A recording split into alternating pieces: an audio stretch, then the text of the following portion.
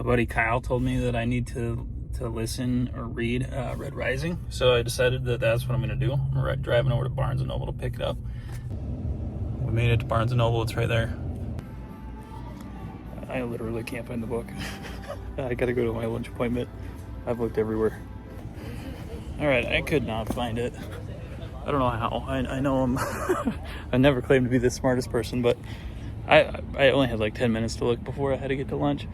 I'll just have to order it on Amazon, see if we can at least manage that. So it is Friday. We are nearing the end of the week. It has been a long week. Very happy about that. Let's see, I think my books arrived. Oh, we found them.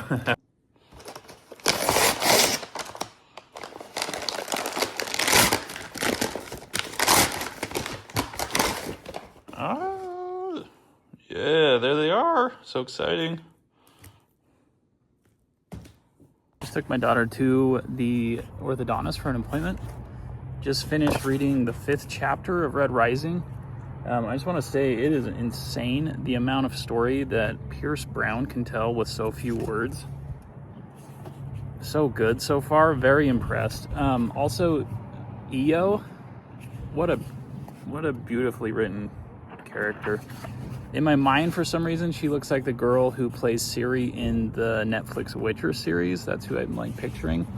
But so well done so far. Also, there's a bird.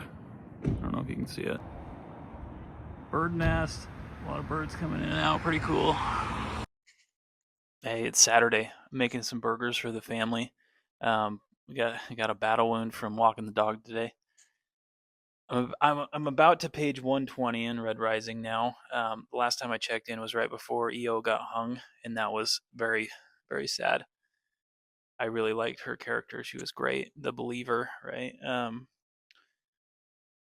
But it's been great. It's cool to see him come out of the mines, out of the the inside of the planet, and realize that he's been lied to, and see how big and vast the planet is. I've really enjoyed that. I feel like Pierce Brown has done such a good job telling that. He builds the world so quickly with so few words, and just very, very well done. The different classes, the golds, the hierarchy that they've got going on, even within each color there's different, that they look upon people differently. It's been really cool. I've really been enjoying it. Daros, he's been through a lot at this point. He's been transformed into a gold, and now he's getting into the academy, and it seems like that's going to be really interesting. I've really enjoyed the gold. I don't remember exactly what it is. I'll have to look up his name, but I've really enjoyed the speech as they've been entered into the academy and learning about the scar, and it's been really good. I've been loving it. Sunday night, cooked some chicken kebabs, and I am through to chapter 22. I love that they have the castles, and it's like a capture the flag, take over the territory, and then they join the team. There's 11 other teams, so after the passage now, they've gone from 1,200 students down to 600, and his Mars team has 50, right? So he's playing against 550 other students, and he's one of 600, and they're just getting it kicked off. Yeah, it's been what have I liked, or what has really been impactful so far? Darrow killed Julian, Cassius's brother. He had to. One of the two had to die to move on, and just through happenstance, he got paired up with Julian, even though it seems like him and Cassius are becoming pretty good friends. Titus, don't really care about Titus. He's big and strong. Roke seems cool. And then Severo, he seems like I always think Servo, because of my brother got me playing with these, the 124 scale trucks. Anyway, Severo, though. He's, I think, a creepy, tough little dude. I wonder if they end up kind of on the same, paired up on a team. Oh yeah, Severo is the one who kills Priam. So that makes you wonder, is Severo going to be, is he like so smart that he's scored a certain test score for, like, he just wanted to make sure he got in but didn't want to be like well known or recognized, sandbagging as they go in. um just, I'm excited to see if that happens. I don't know if it will, but he seems like he could be an interesting character. A lot of potential there. The writing is kind of dark for me. I feel like it kind of has like a heavy tone throughout. The transformation into a gold is brutal, brutal. Heavy surgery. It's been great. It's been really cool. Really enjoyed it up to this point. Anyway, I am up through chapter 21, and the red is it's rising. The red is rising. Kind of sounds like bread is rising. Some fresh bread would be really good right now. Hey, Ty here again. It is Monday night now. I'm about, I would say, a little more than half through the book now. I just finished chapter 30. Um, Darrow is in control of House Mars at this point. I had LASIK today done on my eyes. That was an interesting experience. My eyes are a little sore, things are a little blurry, but I feel fine. I feel like it was easier than I was kind of expecting the recovery so far. And I'm sure it only gets worse with like the dry eyes and things. But Darrow is in control of House Mars. Titus, I mentioned I didn't really care about him. You learn more about Titus as you read Titus. Darrow learns that he's a red who's been transformed into a gold. At least it hasn't been confirmed necessarily yet, but Darrow believes so based on on the way he speaks and some of the the curse words that he uses. Those are red words that golds do not say, and what he calls his blade. Anyway, and then he feels for Titus in the end. It's, a brother. It's a red brother who's been made into a gold, and but Darrow's like he's has to be put down because he's gonna compromise the Reds because he's too like one dimensional. He's not gonna be able to play the game. Anyway, he lets Cassius duel him and murder him, or put him down at that point. And Cassius believes as he's killing him and stabbing him over and over that Titus is the one that kills Julian, his brother, and that's not the case. We know Darrow is the one that was paired with Julian in the passage, and you kind of think like, oh, maybe it dies here with these two, and then the proctor of House Mars brings it up, and that like reopens the door, and kind of exciting. And then also Severo, I don't know how he knows, but he brings it up, and then they say they're not going to talk about it again. But kind of interesting. Severo's really grown on me. I kind of had thoughts that he was going to be a really fun character, and he has been. The little wolf boy is mean as hell and wickedly smart. It appears, burying the standard and doing some cool things. That's been Severo's been cool. He's probably my favorite character right now. Darrow's great as well. Anyway, through chapter 30, I just watched The Hunger Games as well with my son. He wanted to watch that tonight for some reason. It was kind of disconnected, but um, I don't know why he wanted to watch it. But we watched that as a family, and that book we watched the movie. I haven't read the book recently, but much more grim than kind of Red Rising and the situation they're in that there's only one survivor at the end. And then at the end of the movie, they both, they change the rules so they can both win if they're from the same district, and then they change the rules back, and then they both are going to eat the berries. And anyway, they both, Pete, Petra, I don't remember his name, Peta and Petra, I don't know, and Katniss, but they both survive in the end. But honestly, between both Red Rising and the Hunger Games, I'm almost like envious of those characters in, not that they're fighting to the death obviously, but in that they have something that is a very that they have a clear purpose, and they have something that they're trying to do. And um like sometimes I feel like we get so caught up in materialistic things and things that frankly don't matter, and it's refreshing to see them fight for things that they they fight for their lives, they fight for their people that they love, they fight for the this idea of freedom. And it's I think that's so good and so noble. And sometimes life, for me at least, feels less like clear and directional than that. And not saying I want to fight anyone to the death, but to have like such a clear direction would feel good sometimes. All right, it is Wednesday. Just doing a quick update. I'm almost to chapter 37. I think I only have like 80 pages left or something. Getting close. It's my daughter's birthday today. My eyes are feeling better from LASIK. It's a beautiful day. Daryl got tricked kind of twice in a row to leave the castle. The first time he escapes, and then he kind of runs back to Cassius and gets back into the castle as Cassius's band is coming back.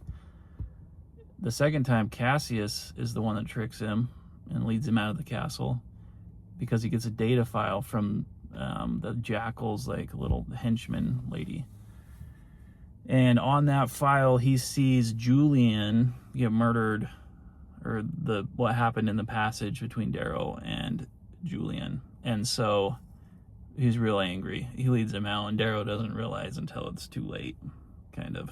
And then he also just feels like this is a bridge I've got to cross at some point, so let's do it now.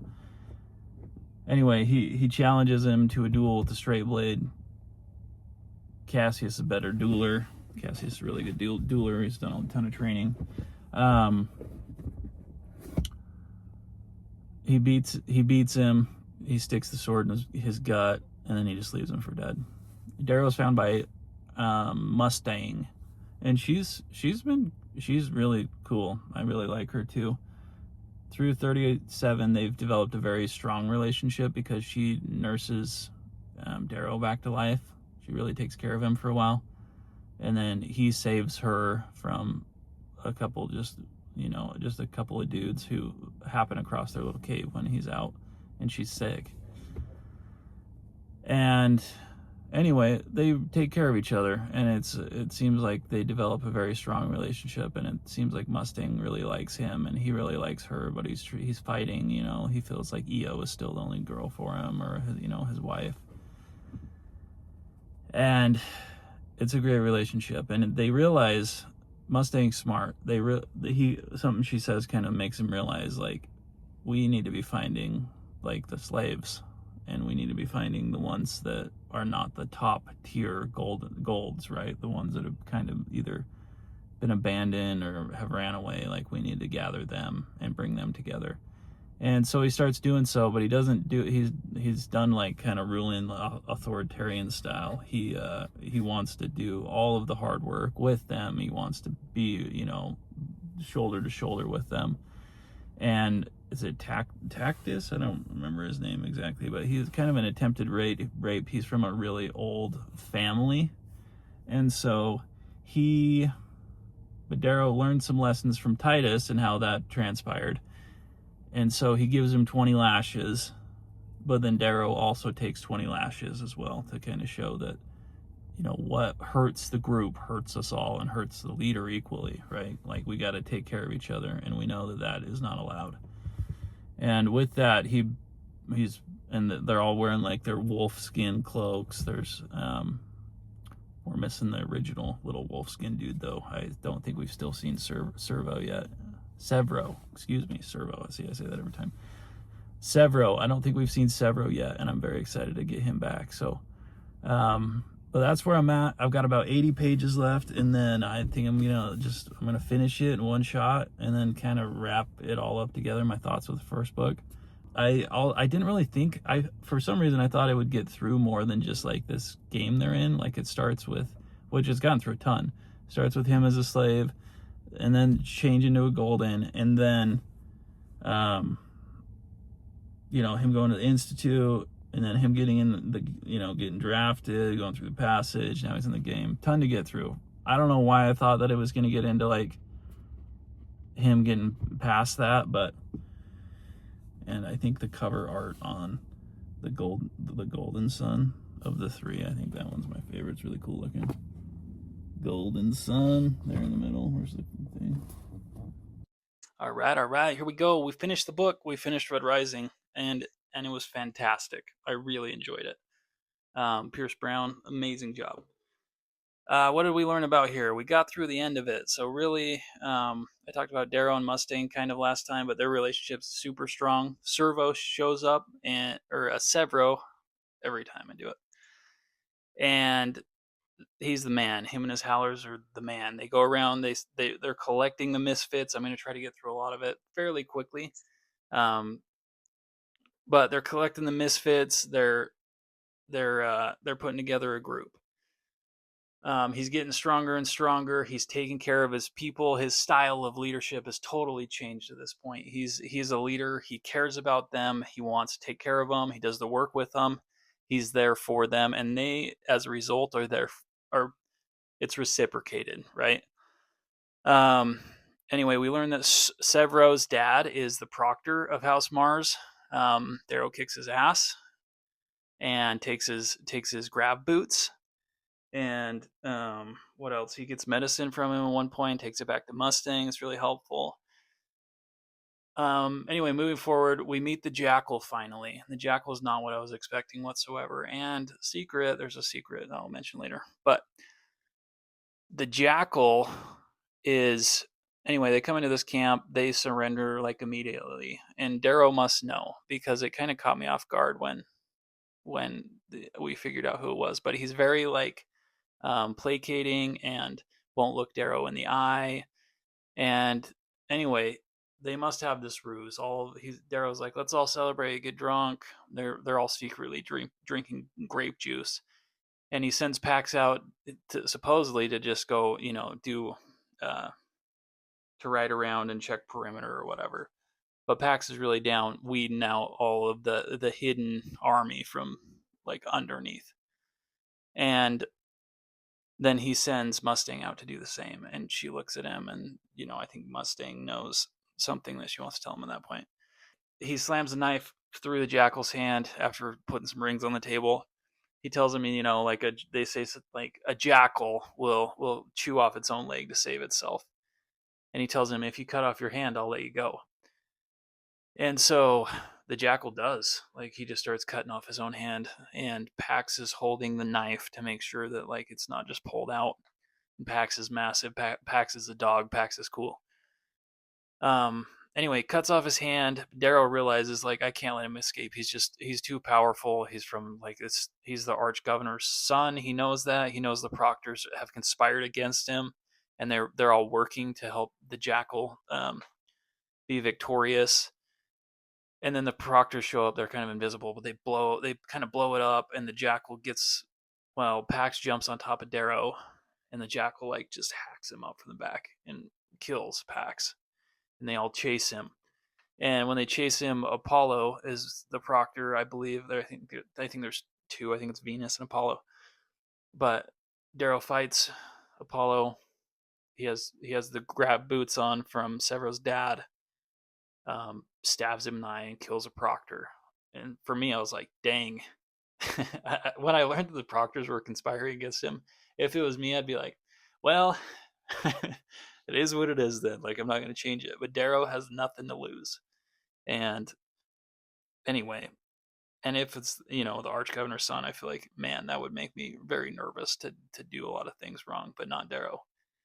Because he's got nothing to lose, man. He's a red. He's on his way up. They kill Apollo. Jackal gets away.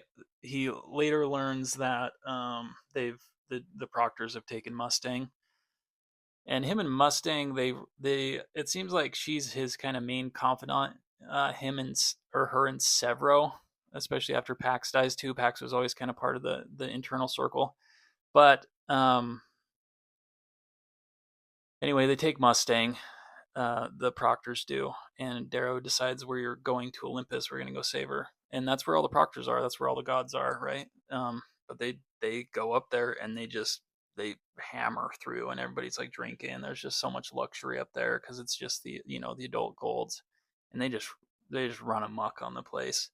Anyway, big fight at the kind of the end of that with Jupiter, one of the proctors, and he's cool. But kind of Severo kind of takes him out, and Darrow says some words that he shouldn't say. They're red words, bloody damn or whatever. I think that's what it is. That's what only the reds say. The gold say gory damn. And anyway, Severo's a dog, and he's the one that Darrow asked him to show the story that they want in the footage, because the proctors are manipulating the footage that they're putting out to the golds. And Severo tells him like, hey, the words at the end, the mic went out for some reason or something like that. Like he takes care of him, but Severo knows probably that he's a red. Severo doesn't miss a whole lot. Um. Anyway, they recover Mustang. They kind of have like a more intimate moment than they've ever had. They kiss, like some kissing, and you can tell there's just a mutual respect. She's super smart. And he sends her to go confront the jackal, which is a big point. And they talk about some of the proctors laughing and snickering, and he learns that Mustang and the jackal are twins of the arch governor. Man, I should have saw that coming, because they both of them in their conversation say cheat or be cheated or something. It's something to that effect, and they both say it at different times, different conversations. But I should have probably pieced that together earlier than I did, but it surprised me, and it was a great surprise. Anyway, Darrow like just starts reeling, thinking that shoot, I've sent half my army to just go be taken by the jackal. And so he decides to go. He's like, I got to go reclaim House Mars. He goes there. Cassius is just a shadow of what he was after from their confrontation. Quinn and Roke are the ones that are really like kind of holding it together. They're just holding it together at that point. Um, but he goes down. Cassius like gives him, I can't remember exactly what it's called, but says, you're the leader of House Mars. But he tells him like Cassius has not forgiven him whatsoever, and I kind of thought he would maybe. Um, but Cassius straight just tells him like, if I ever see you again, I will kill you. Like I will kill on sight. And Darrow just kind of like nods, like he understands. But that's a bad enemy to have, because the Bolognas, they're a powerful house. What else? Oh, okay. And then anyway, the end of the book, more or less, Mustang comes back, and she has the jackal, and he's naked. And for a minute, I thought it was like a ruse, like they were going to do some sort of attack or something, but it wasn't. She went, and you don't get a lot of details on it, but she went and conquered, and she brought him back, and she was just honest and straightforward with Darrow, and Darrow he's the victor. He wins. And anyway, so Arch Governor comes down. There's some conversation there. Um, Also, the Reaper, they call him the Reaper, and his the Howlers and his army, they go around and they carve the sling blade everywhere, as a token that the Reapers come, or the Reaper's coming. Really cool. I liked that. Um. Anyway, I tried to keep that short, not super short, but it was a great ending. He talks to the dad, and he kind of asks about like, hey, I'm assuming one of the conditions to come to be a part of your house, which he doesn't really want to, because he doesn't like the arch governor at all. I think the arch governor was there when Io died, and it just didn't care. It didn't bother him whatsoever, right? But he but the dad's like, no, I don't, like, you can be around my daughter, I don't care, I value strength, I don't value. And it sounds like the jackal and Mustang, there's not as many like members in their house. It sounds like the Bolognas have a lot more family members, kind of up and coming. So he's really looking for strong candidates to preserve his house. And so I think he wants Darrow. But Darrow, I can't tell if like Darrow goes and it's just part of like the ceremony that he kneels down to the Rage Knight, the third most powerful man on Mars, if like he's accepting him as his mentor, or he's just saying like, thank you for picking me, and I won the contest. And I'm sure, like, we don't see the Peerless Scar ceremony. I'm assuming that will be in the next book, which I'm planning on reading, Golden Sun, which I'm very excited about. But he has now went from a red in this book to winning the institute, or winning the challenge, and is in the very, very top crust of the Golden Society. And it's really cool, very, very interesting. Um, just I want to jump into what I liked. The pacing is good. It's great, and it's also, and sometimes I'm like, I want a little more detail here with just like where they're at or what's going on. But this, I believe, was his first novel, so in a debut novel, I feel like word count and size of book is very, very important to publishers. So I'm sure that was a huge consideration with the way he wrote, and how streamlined he tried to stay with his first book. So good and bad. The book moves so fast. You go through so many different scenarios and things with the characters. Some of the minor characters feel kind of less developed, and I think it's just the same because of word count, because of pace. And I would choose, I think, pace generally, like almost every time for me. Um, I love Darrow. Very cool. A lot of different like growth arcs.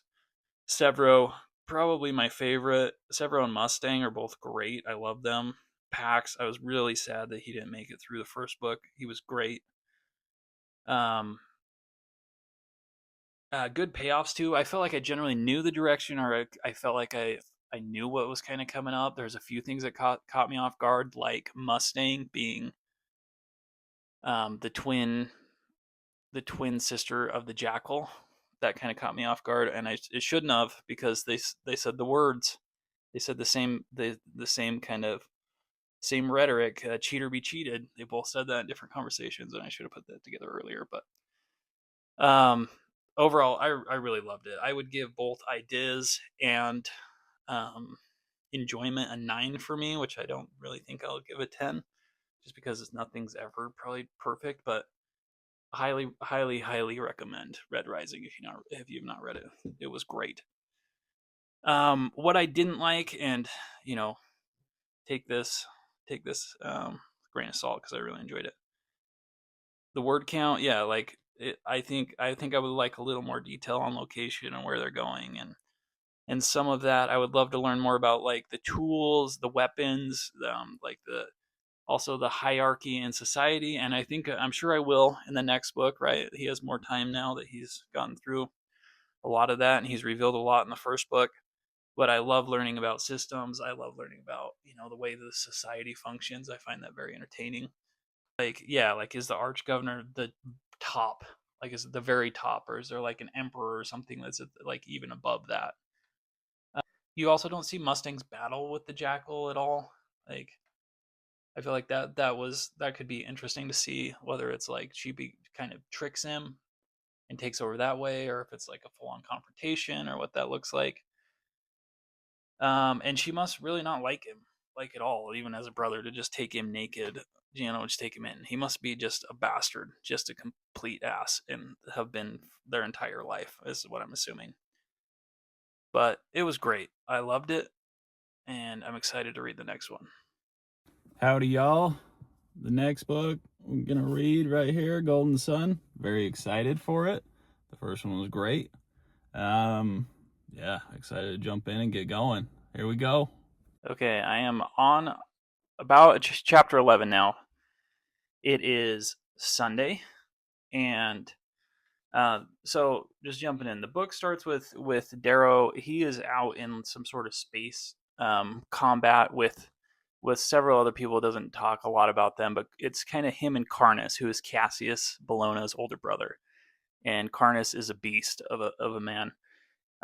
Darrow's, like, his whole crew is, and Roke is there, but they're pretty sure that like they've won the battle and they've crushed Carnus. And then out of nowhere, kind of hiding in this asteroid, the ship that they thought they blew up a few days ago reappears, and Carnus like drives the ship directly through Darrow's main ship and destroys it.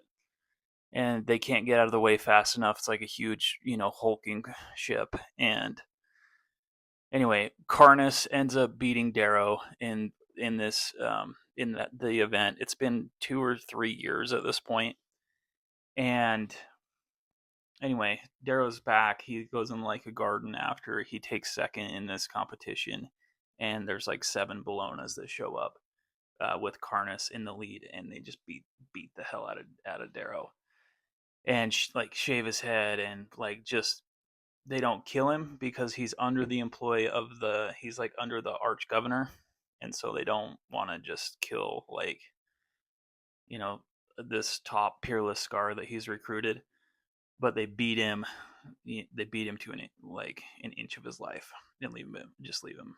A couple months later, he's back with the arch governor and Pliny, who is like the arch governor's counsel. It seems like his main confidant. And Pliny, it appears that Pliny's been gunning for Darrow. He has a different succession plan, we learn, and Darrow hasn't been paying any attention to that. And he needs to be. Pliny seems like he's going to be a force, but they tell him like, hey, we're not keeping you. We're not, you're not going to be working for the arch governor. We're letting you go. We're putting you out into market. And Darrow is angry at this information, and he's also kind of nervous because the Bolognas are clearly after them, and the only thing that's kind of keeping them at bay has been the arch governor's support or like being under his banner. So he he leaves. Victra tells him like, hey, you can either get picked up. You don't know if you're going to get bought by someone who's working for the Bolognas just so they can pick you up and take care of you, or you can go meet this guy. And so he eventually decides like, yeah, I'll go with you. So she sets it up. They're in the Citadel where he is supposedly safe. Inside the Citadel, they're not allowed to like kill other Golden. But anyway, it's on. It's in between Earth. It's either I think it's the moon. Is it on the moon? So not a lot of gravity, but they build huge like towers, and so they go down into the underbelly of like the city, and he meets the Jackal from the first book, and the Jackal is still there. He doesn't have his hand, and he's kind of out of his father's graces as well. They have he tells Darrow that Pliny has been trying to replace both of them to put a new successor that he's chosen under the arch governor. And but it seems like smartly the Jackal has been buying and he's started to acquire media networks, and he's been the one that's kind of rebroadcasting the Sons of Ares attacks. And he has a plan to undermine Pliny by telling his father that like he'll take care of all the attack, like he'll clean up the Sons of Ares because they're starting to make more, they're starting to do more attacks and things. um Darrow decides to say that he'll join him. He says he wants Severo and his Howlers back. They come to an agreement, and just as they do that, the Sons of Ares infiltrate the building, and Evie, who was there with um, Mickey, the carver, who originally changed Darrow into a gold. Anyway, she takes Darrow with him, and Darrow realizes that she's planted a bomb, and it's there, and she's planning on trying to kill the Jackal. And anyway, he sprints back down. He saves the Jackal from being blown up by this bomb. But then the Sons of Ares take Darrow, and they have a conversation. He learns that Dancer is dead, and he is there with Harmony. So Harmony's now in charge of at least this group of the Sons of Ares, and she has Mickey like as kind of a slave because he was making slaves and changing people for. Anyway, Mickey's there, Evie's there, Harmony's there. Harmony refuses to let Darrow meet Ares. She's never met Ares or seen who Ares is. She's only seen him like when he gave her the first gun, but he had a helmet on. Anyway, she shows them the Sons of Ares plan, and it's to blow up. I don't remember how many exact locations they show across like the galaxy. I think there's like 400 areas that they have bombs planted, and they've been trying. They've already exploded, blew up a few different areas. And then Darrow's like, no, you're looking at the small picture. This is not how we change things long term, which I 100% agree with Darrow at this point. But then she shows him the original film of his wife dying without the one that they've been playing and he's seen thousands of times, and he's seen, like graffiti of his wife being drawn and things. But he realizes that when she whispers to her sister Dio that she was pregnant when she died. And so not only did Darrow lose his wife, but he also lost their son or daughter that they were going to have. After learning that, he becomes much more like entrenched and reminded of where he's come from and what he's doing as a gold. Um. Anyway, that's pretty much where I'm at now. They're having like this grand. They're bringing a lot of the powerful golden people together. It's some sort of large event that only happens once every roughly 10 years, they say. But the Sons of Ares are giving Darrow a bomb, and he's supposed to go in and detonate it and kill as many like high level golden people as he can. So that's where I'm at. I purposely stopped reading right before that just because I'm now excited to see what happens. And I felt like this was a good kind of first, third stopping point. But I think something is going to happen before that, so that he doesn't go in and have to detonate the bomb, like like some other coup is going to transpire that's going to get him out of that somehow. And he also realizes that like the Reds, he thought they had this larger master plan, and he's realizing that they don't really. And I think he's disappointed in that knowledge. But and he saves Roke, like he purposely saves Roke. He goes and like sedates him so that he's not going to be in the area of where the explosion will be, which I like because I really like Roke's character. He is one of my favorites. So Tuesday morning on the Garage, Golden Sun. We are through chapter 18. Let me just say, chapter 12 is insane. Okay, it didn't really go down the way I thought. It was way better. Darrow does not choose to use the bomb. Instead, he decides to try to do what he can to incite like civil war between the Augustas and the Bologna family.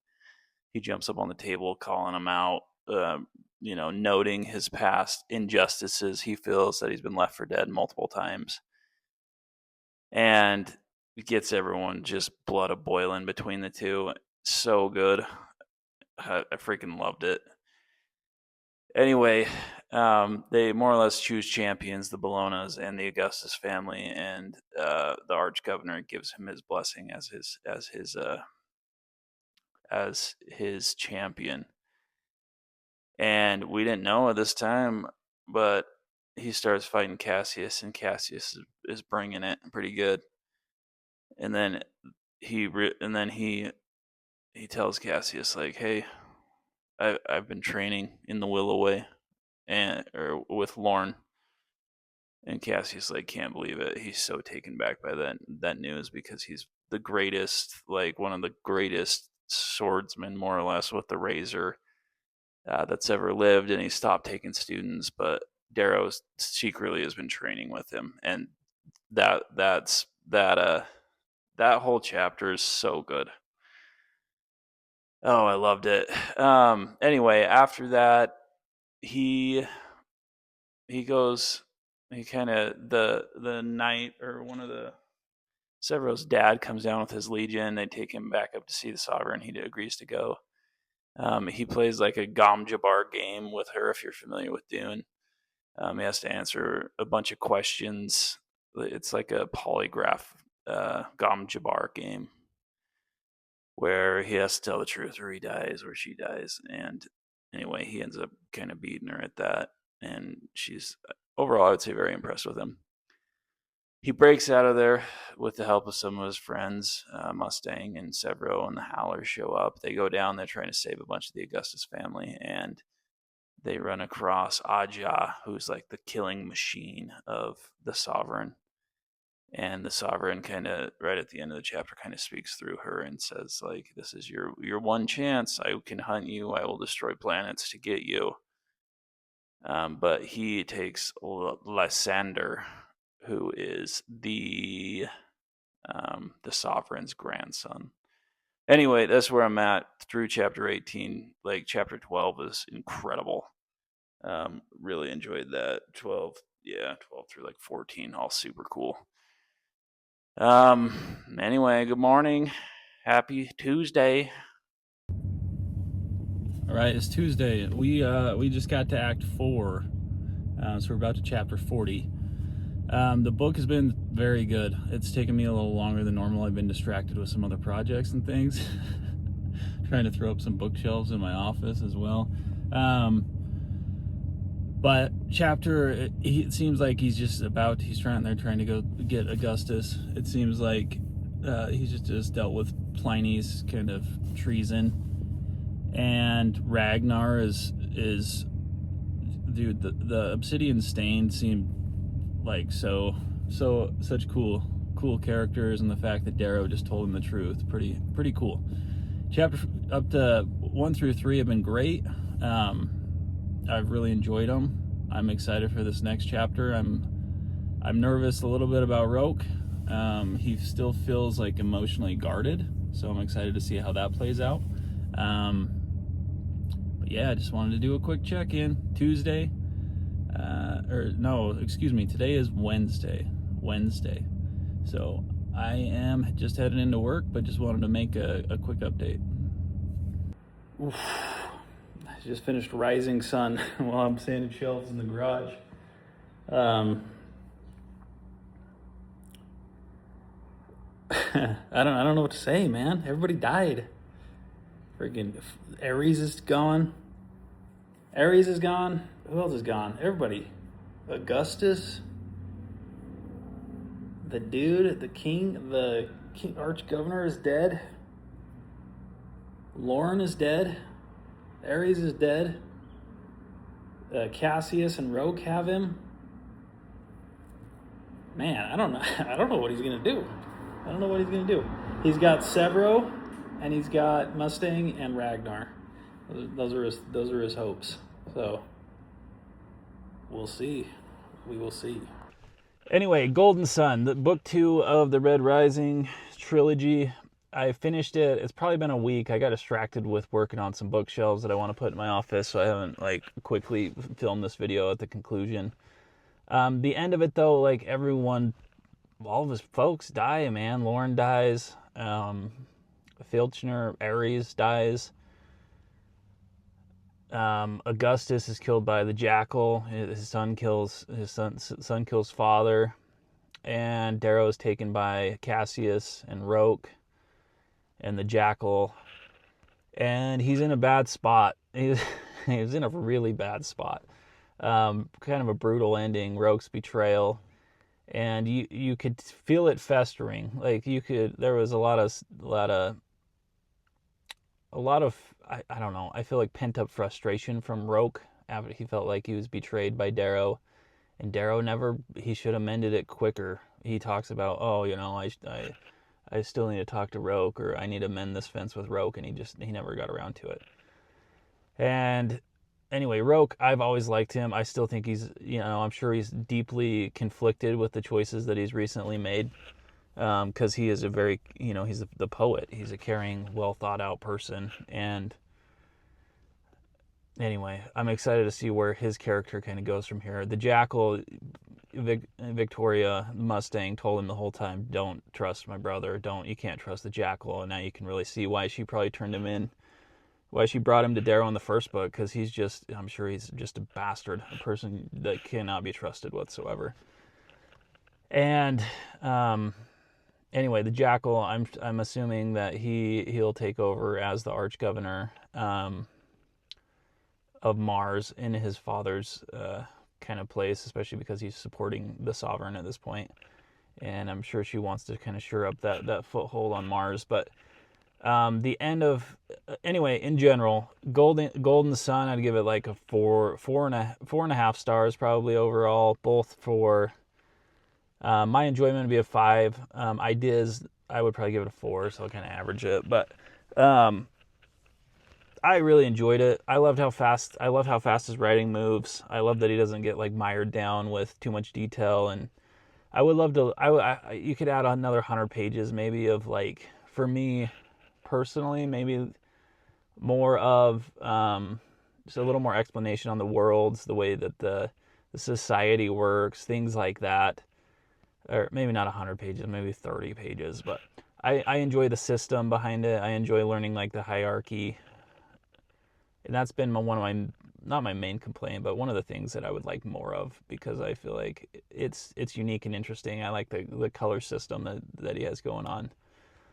Um, Lauren Arcos is awesome.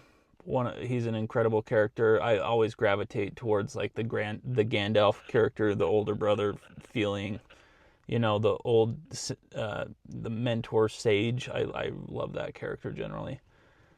And he's cool. He's a warrior who understands, death begets death begets death, and he's seen it. He's seen it many, many times, and he's part of this new war again, which he does not want to be. And he's a grandfather. He just wants to spend time with his children and doing things that he enjoys, and he doesn't get the opportunity to. Darrow's brought him back in. I don't know if you haven't read it. It's great. It's an incredible book.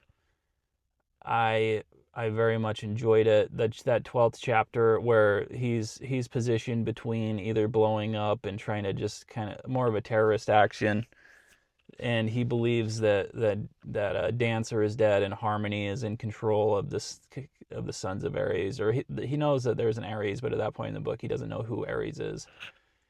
And even the reveal of Filchner, I can't remember what his name is. I don't have the book with me off the top of my head. But Severo's father, when we learn that Severo's father is Ares, that whole kind of scene there, man, I should have seen it coming. I don't think I did really though. I knew he's a proctor of Mars and he'd worked his way up, and anyway, Severo's dad's a very cool character, and Severo just kind of makes him seem like he's, I don't know. Severo, it doesn't really seem like he likes it. Maybe we haven't really learned the extent of Severo either hiding it or understanding who his father was in Golden Sun. Um, but yeah, he's a super cool character too. Fitchner, I really like him. He's the one that's been his wife. He was married to a red, so Severo is like half red, half gold. Um, and when Darrow tells him the truth that he's a red, like that, and Darrow just sobs and sobs. Severo's there. Severo's like his best friend, Howler number 2. And yeah, Severo's great. Ragnar, he's straight up with Ragnar too. And Ragnar, I wonder what he believes. We don't get a ton of dialogue out of Ragnar. Just because he's just this giant, He's been brought up in the old ways. He was taught that the golds were gods, and um, anyway, the more that I talk about it, I really really enjoy it. I enjoy the world. I enjoy the characters. Golden Sun, 4.5 stars. It was great. I would love to. My buddy told me I've actually started Morning Star, so I kind of know what's happened a little bit. I haven't finished that one yet, but I've made some progress. But my buddy from work, Jake, told me to listen to the full cast dramatized audiobook. And so I've been doing that in conjunction with reading the book. Just reading like the physical version or whatever. I got it here. This is the third one in the series. But um, it's been like, it almost feels more like watching an anime in my mind. But I can't tell if it's like been good or if I've missed just the same narrator throughout the whole series, so that I'm not biased. But regardless, that's where I'm at, and I've enjoyed the whole process. So Golden Sun, big recommendation. It's been great. But anyway, just wrapping things up here.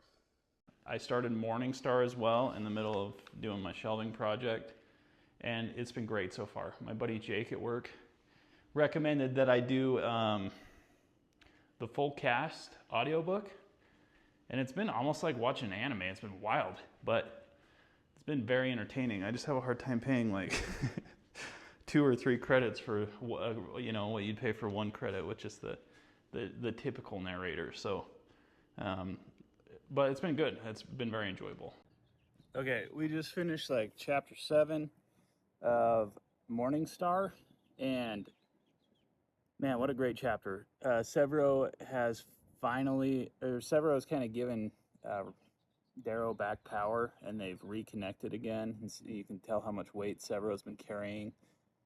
They had the fight, and we learned that Quicksilver is he's the he's the guy that's been funding all the Sons of Ares, and now they have a major backer, at least we believe, on their side, which is very exciting. Morning Star has been great so far. I think I've enjoyed it even more than Golden Sun potentially, but um, been loving it. So good so far.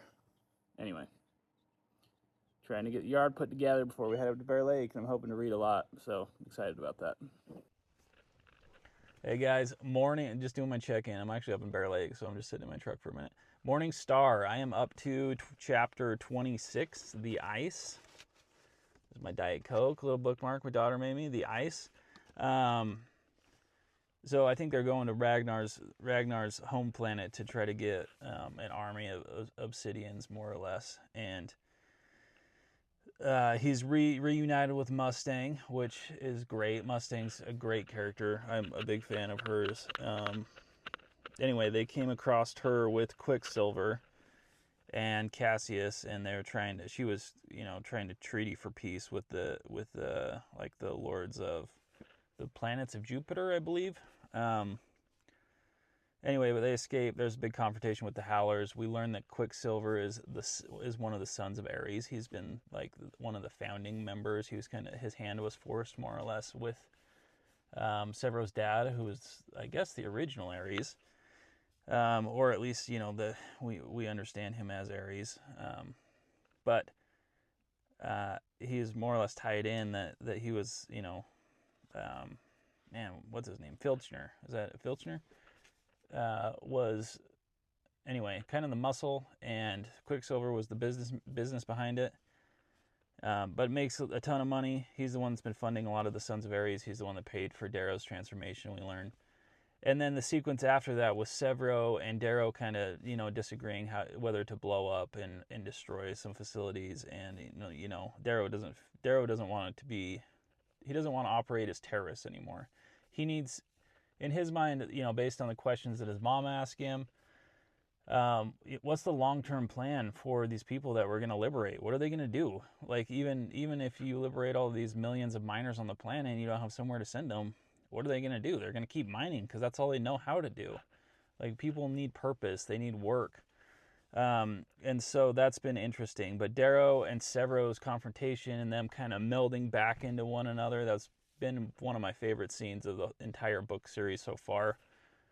I really like both of those characters, and to see them kind of get back in line and be friends and fight and fight and have to get back into that. And then like Darrow, when they come back with the other Howlers and them asking who's in charge, Darrow's Howler 1 and Severo's Howler 2. But Severo's cool, man. He's the one that found and dug Darrow out and sent the rescue party at the beginning of the book.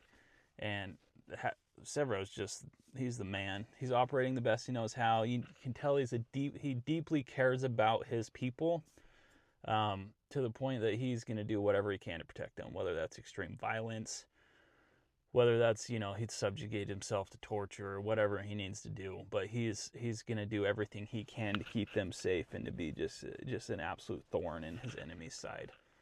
And I like and respect that a lot. So Severo's cool. Quicksilver's cool. You can tell he's an interesting person. The Telemanises are cool. Cavex and Daxo.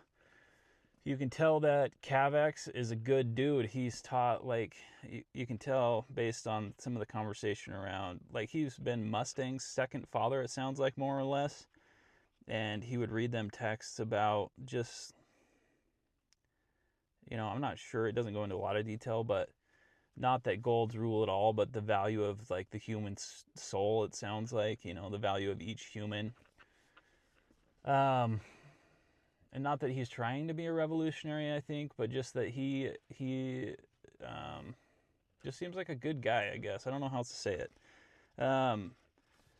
Ragnar's awesome too. He's become a larger character. He's got his own razor as well. He's using it consistently, it seems like, and just mopping people up with it, which is dope. And man, I've really enjoyed it. This has probably been, Golden Sun was really good. There's the like chapter 12, that scene at the banquet that really sticks in my mind. The Howler the Howler initiation though too. It would be cool to see like a film adaptation of that because it's just insanity, man. Just crazy. So that it would be wild to see the Scorpions, the loud music, they're naked in the showers, and um, anyway, crazy. So that's where I'm at. That's just my update. I'm up in Bear Lake. I'm up to chapter 23, the ice in Morningstar, but I've really been enjoying it so far, and I'm excited. I'm excited to keep going. So, all right, we finished Morningstar. I went up to Bear Lake. I read. I didn't do a great job checking in. It's been a couple weeks since then, so I'm starting to lose some of the finer details. But the book was really good. I very much enjoyed it. I think my last check-in was right before Ragnar died, fighting Aja. So I'm just gonna kind of run through the rest of the story, just very high level, and then just give my overall thoughts on the series as a whole.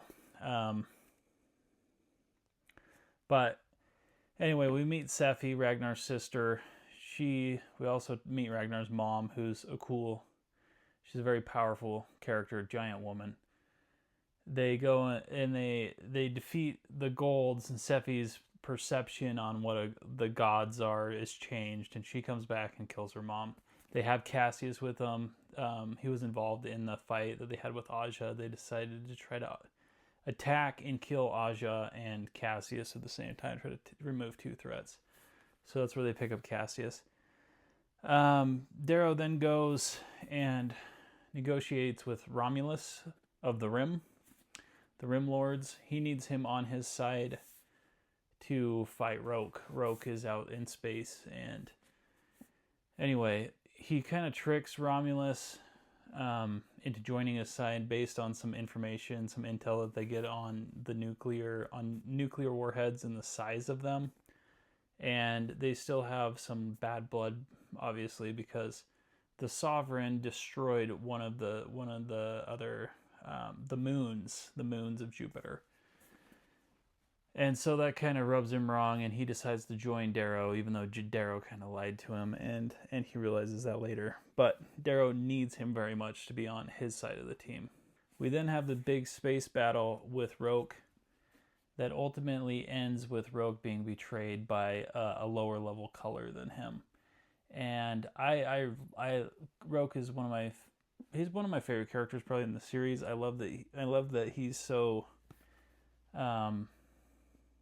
I don't know, he just seems kind-hearted, very well thought out, and in the end he dies believing for what the Golds have established. He decides that's a hill that he needs to die on, and he does so, and I respect his character for that.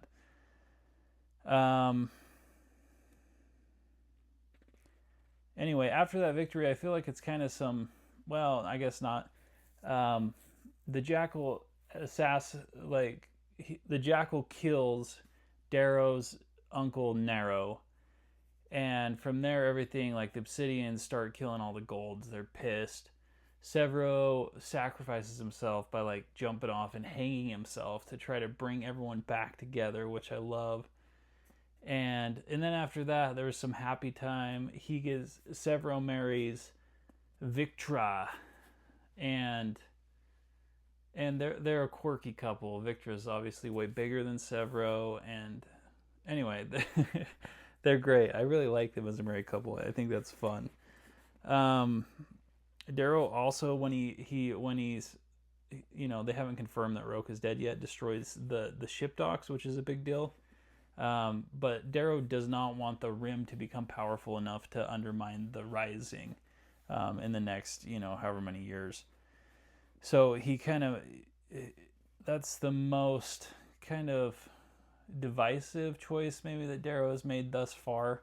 But I understand the rationale there, and I agree with it. I think he makes the right move there strategically.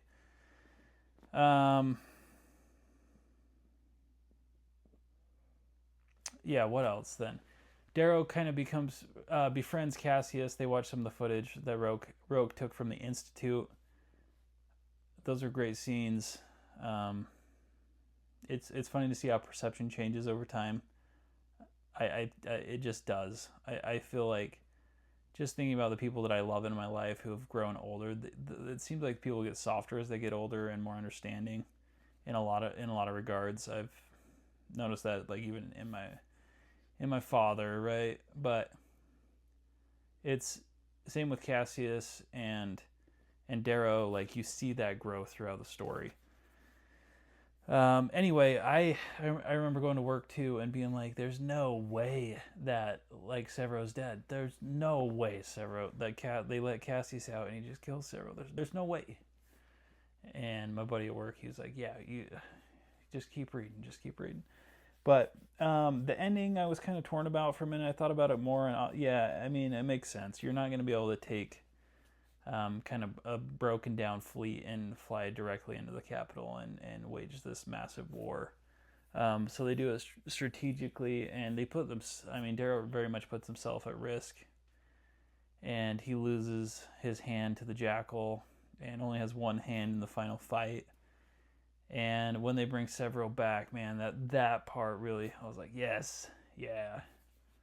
Um, I mean, how can you not be? But they all fight together and take down Aja, and just walk through in strength. Like the Golds respect strength, and the Senate respects strength. And I didn't really think through that Darrow wouldn't and couldn't kind of bring the Senate and all the Golds together.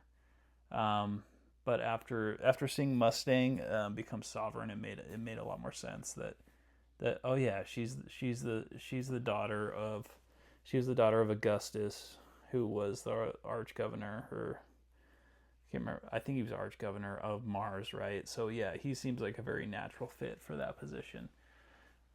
So anyway, Morningstar was great. Ideas overall, I would give it a 4.5 out of 5. Again, just very well done. The part with Severo and Darrow kind of reconnecting, Darrow getting the power back from Severo is probably my favorite sequence other than chapter 12 of Golden Sun and the whole series. I like to see them come back together. Howler 1, Howler 2, like such good memorable scenes. Um, but I've given I think every one of them now. Red Rising, Red Rising is it's moves so quick. I mean, you can tell just by the thickness of the books that it's a shorter read. But this one, it's more you're more confined in the institute, or the institute that they're in, and they're younger, but it moves quickly. It introduces some characters like the Telemanises that you don't realize how big a role they're going to play till later. Very much enjoyed that one. Golden Sun, like when he tries to incite that civil war, is probably one of my other favorite parts in the series. So good, very well done. Pacing is good. The ending is great. This one could be the best of the series, I think. But Morningstar, like it finishes the trilogy so well. We lose some key characters. We see evolution. We see new characters come in. We see friendship. Like the Morningstar is great. This whole trilogy is top tier for sure. And I understand the hype around it now. So I'm actually almost done with Iron Gold as well. And I don't know. I think I will keep going. I will definitely finish, but I'm contemplating whether I wait until I believe the 7th book is called Red God. I'm considering waiting until Red God comes out to finish, so I can finish like the last 3 in a run. But Morningstar, ideas 4.5 out of 5. Enjoyment 4.5 out of 5. It was great. All of them were great. If you haven't checked out the Red Rising series, I would highly recommend it. But I'm gonna throw all the videos into one so you can kind of see the whole experience from Red Rising all the way through Morningstar and my thoughts. And yeah, it's been great. One other thing I want to say that I forgot to say, they have a kid. Mustang Victoria. Is it Victoria? I feel like that name feels wrong. Anyway, they have a kid, and they name him Pax, and Darrow doesn't find out until they're on Earth at the end of the book. And I just feel like that needed to be mentioned because I'm assuming he's going to play a larger role in the next series. But they named their son Pax. Darrow also named his ship Pax to pay homage to Pax Telemanos. And yeah, I think that's cool.